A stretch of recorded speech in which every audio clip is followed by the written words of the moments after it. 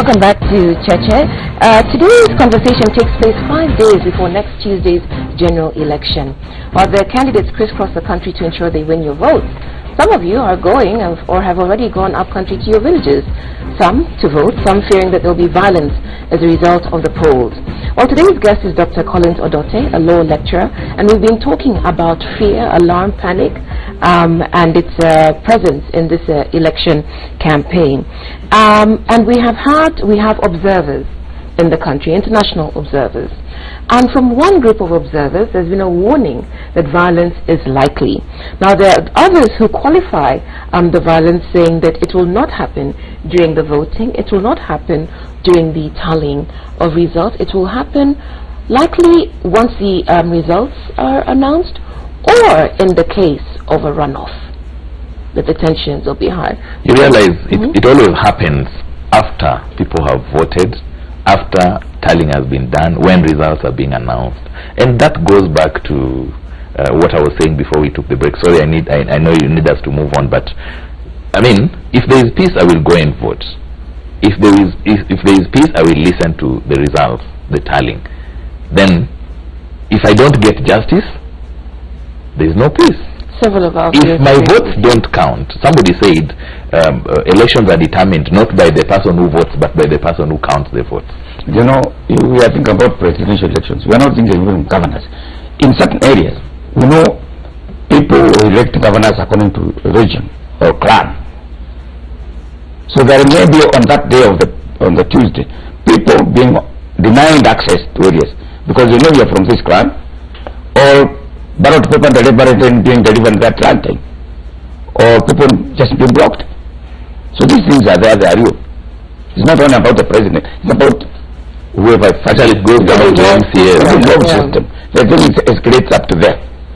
So these things matter.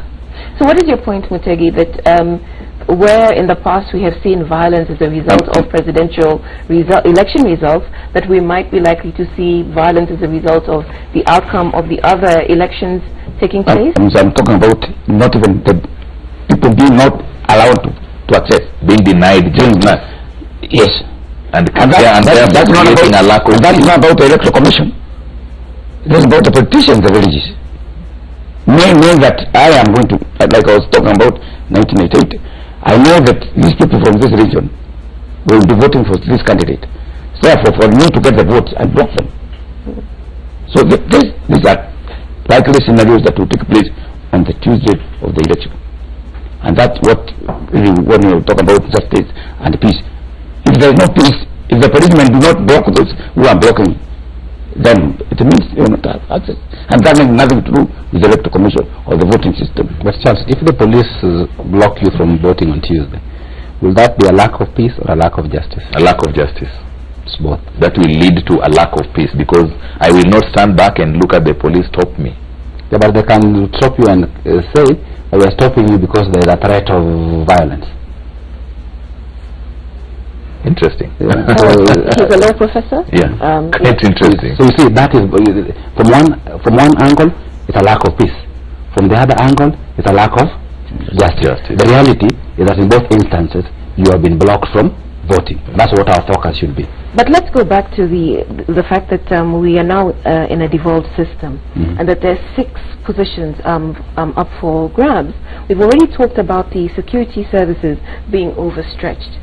So if we're talking about violence, which is a fear of many Kenyans, are we likely to see devolved violence, or are we likely to see violence contained, isolated to the results of the presidential election? I think if you watched the discussions over the last 4 years, there has been conversations to the fact that these elections is likely to have some levels of violence.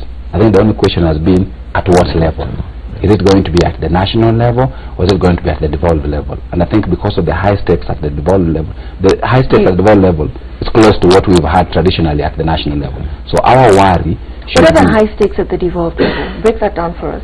If you take any county at random, you will realize that a lot of our competitions in the past for the presidency has been because of access to resources, access to political power, and access to patronage. All these 3 are available in counties. All of them. Every county governor is His Excellency. Until we have elections on the 8th of August, then maybe we'll start having High Excellency. Every governor has a first lady. Every governor has a cheska. Every governor has a budget. Every governor employs. Every governor dishes lagis. What we've been accusing the presidency of doing in the past. So as people are campaigning, that's why you see, how many senators have you seen going to vie for governorship? How many governors have you seen going to vie for senatorship? None. Yes. So that just tells you about the high stakes at the governor level. It also explains to you why you find that there is much higher stakes at the MCA level than at the MP level. Because if you watch the last 4 years, you can see, you know, we've been used to MPs and lagis. You now realize that because we evolved, the amount of money that MPs used to control a lot has now been transferred, some of it to the county level. So somebody sees as an MCA, I have opportunity of accessing much more resources illegally. That's why there's much more focus at the MCA, and that's why the stakes and the possibility of violence at those levels raises. And bring it to what Mr. Mutegi was saying, clanism. You know, even at the MCA level, one candidate comes from clan X, the other one from clan Y. Or from we have one of our from village one to the other. If we have one of our own as the MCA, it simply means we will get more. We will have power. We will have all the legends he's talking about. We'll have the ward fund allocation and all the rest.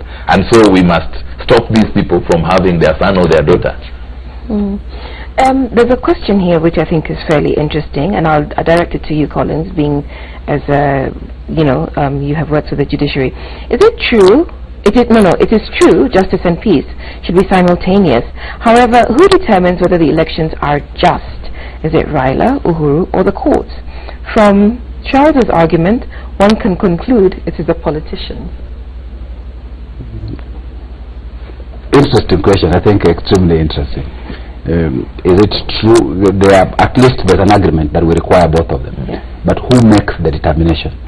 Unfortunately, for a lot of our processes, we have allowed all those decisions to be made by two groups of people, to be made by politicians and to be made by tribes.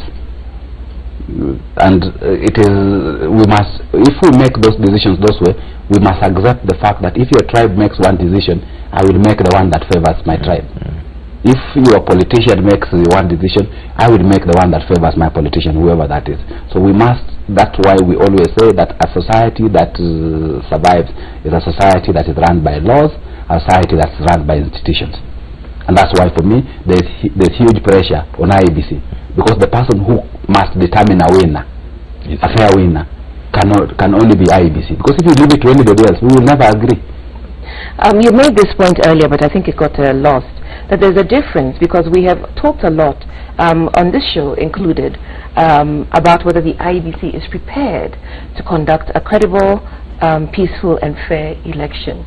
But you made the distinction earlier in our conversation, and I think in your column this week, that there is a difference between technical preparation and I think, for lack of a better choice of words, preparation to do the right thing. Explain that to our viewers.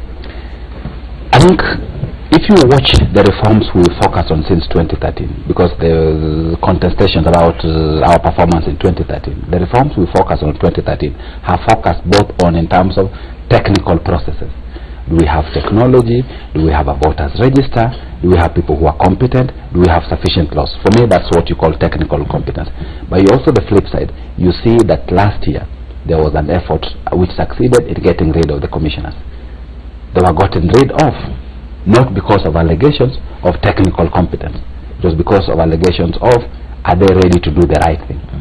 So as we go to 2017, I think we need to remember those two sides. The two sides in terms of technical preparation. If you watch the things IEBC has told us over the last few weeks, there's been work done on technical preparations. There's been conversations around the register and concerns about register. There's been conversations around technology and still concerns about technology. For next week, I think the question is, are those technical issues going to work? That's one aspect. But for me, much more importantly, are the people in charge of those processes going to be prepared to do the right thing? And are we as a country going to give them the environment to do the right thing? Because you can be very technically prepared, but you are not interested in doing the right thing. What constitutes the right thing? What constitutes the right thing is if my responsibility is to ensure that I identify voters. Then I will identify voters based on the rule. If there is a rule that provides for an exception, I will apply that exception objectively. That's what constitutes the right thing. If I am counting votes and the votes are 200, I will ensure that they are counted as 200 and not 20. Especially when there is pressure. Because the reality, if you watch politicians will tell you an election is not a church. What do they mean?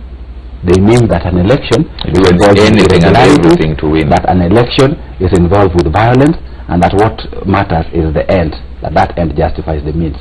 As the person who is in charge of the process, you must know that pressure will come, and you must be prepared to resist that pressure. And so there are two things here: readiness, self-readiness, I am ready to do the right thing, or external influence, I am not in the right mindset to withstand pressure to do the right thing or to do the wrong thing.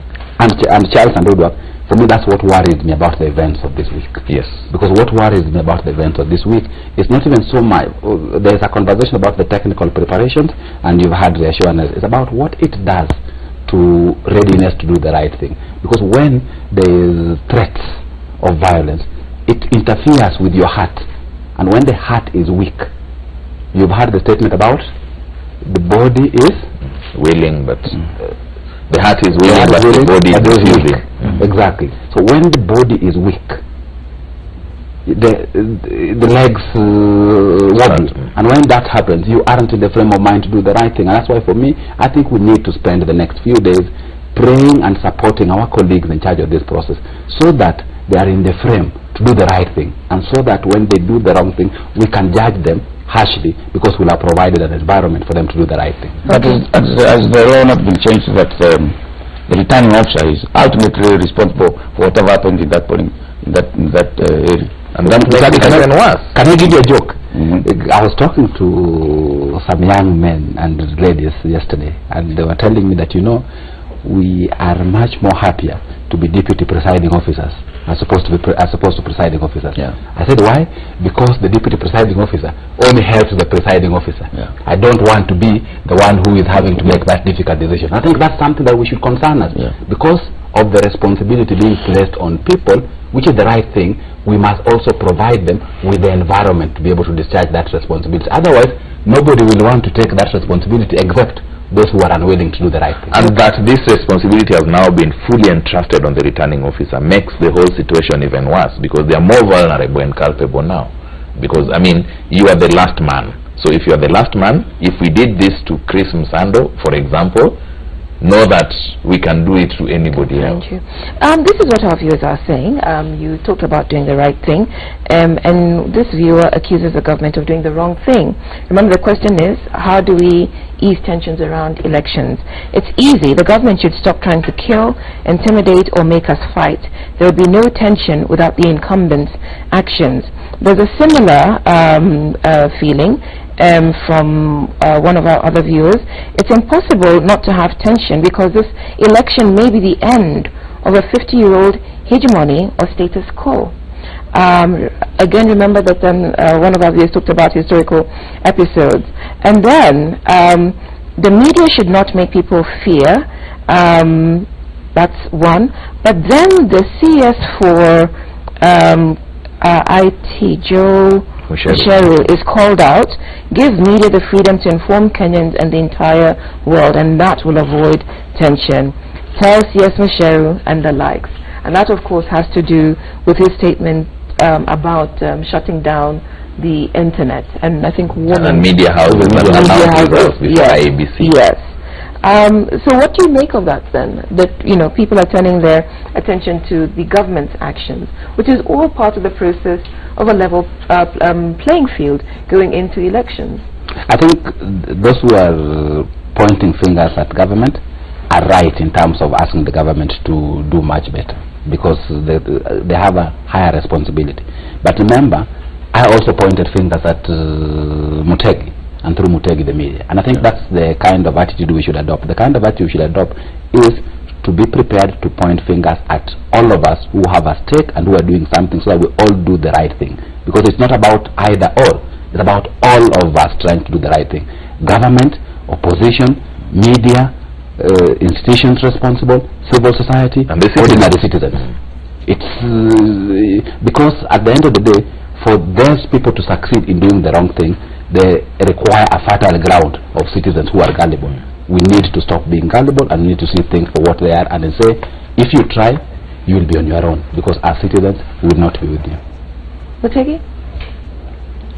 I think much as we want to talk about the media scene has changed. When I used to be a news person, a news editor, and now the environment is completely different.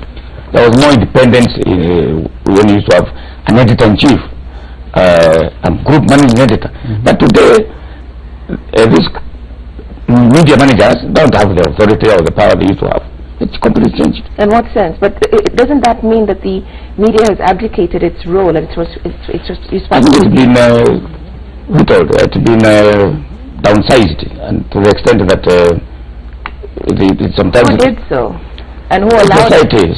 External influence is eroding professionalism in the media, Mr. Mutegi. That's what I'm saying. I said it about 2 weeks ago, I will say it again. This issue of the balance sheet is what is killing the media and making the media vulnerable. Balance sheet, but also training, but that's a different conversation. Training, balance sheet, the same thing. Any employer with a media house that wants to make quick profits and a larger balance sheet will go for the person who is least trained. Or least experience, who will be paid cheaper. And so what does that mean for us within the context of elections and tensions? If you look at the newspapers, even TV, the quality is very different. It's very different. So that's why people have, a lot of people have no faith and confidence in the media. They would rather, they would rather go to social media and take it out. And what it means for us is the media owners out there need to know that if this country bans their businesses, and the balance sheets will also ban with it. They should let professionalism continue.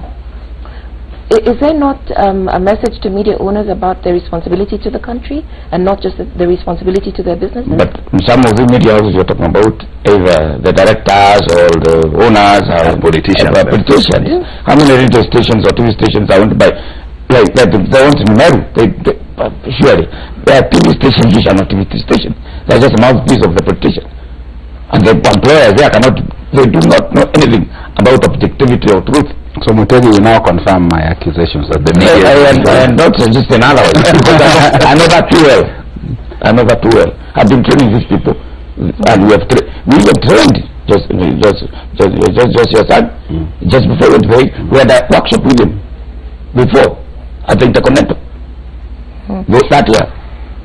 So look, and of course he's not, I think he's been cleared of the charges. Yes, you say that he's been cleared, it almost implies that you trained him and he still went on to do something wrong. He didn't say anything wrong, but he was taken to court. Okay. Look, we're winding up now, and we've talked about, we've been reflecting on the events of the week and the fact that there is a palpable sense of anxiety in the country. A little thing I'll do before we go, this is what's trending on Twitter.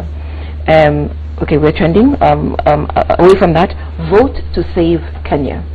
Okay, think about that as a hashtag. Nane nane si mwisho. I referred to that earlier.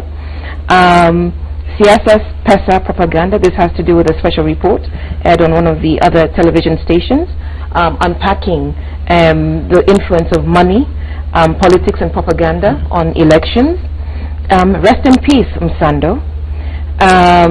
IBC ICT manager Chris Msando, Justice Odunga, Never Again, and all of these. So we have at least 5 hashtags going around the elections, which reflects the level of anxiety in the country. What can we do to ensure that beyond the call for peace or justice, whichever comes first, that we are able to exercise our rights on August 8th, next Tuesday, without any sort of take a loss of life and damage to property as we wind up?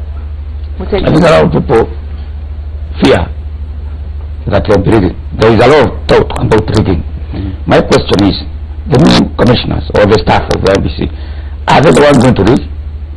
Are they going to sit down? Will you kill them for you to rig?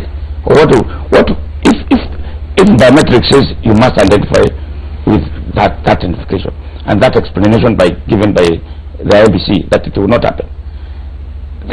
The problem will be that trust. After we vote, then the counting and the result being declared, that's where the trouble will be. Why don't we trust? The question is, we must trust. We must have faith in the Electoral Commission. We must have faith in the judiciary rules so that we go there. You don't say we will go and ask. The best thing that ever happened to this country as we prepared for Nane Nane was the clarity with precision on the issue of the agents for candidates and political parties. If your agent is going to be there, why do you believe somebody is going to rig? Unless, of course, you don't trust that agent you've sent there. So you haven't paid them. So all candidates, all political parties, make sure you have credible and trustworthy agents in these polling stations. Then the rest will be history. I'm told there's a and that party. you treat them well. And you treat them well, of course. You adjust to them. Yes. But they will be bought. There's a party that I'm reliably informed. He's even sending 2 lawyers per sub-county tallying center. If you can do that, do it to agents. Make sure they get justice by treating them well. Make sure there is food for them. Make sure there is airtime for them. Make sure there is safety for them by liaising with the security institutions. And I think all this will be. Collins, and these are your final thoughts. Thanks. If you reflect on all the hashtags, I would like to just end by saying 2 things. The first is a statement that says, we've all failed in the eyes of the Lord. The second, the statement that says, trust but verify. And I think for me that's the message I would like us to end with. That as we go towards next week and we reflect on what people are saying, there's apprehension. The apprehension is because of the importance of the elections, but also our past experience with it, about things going wrong. I think we all owe it to ourselves to ensure nothing goes wrong.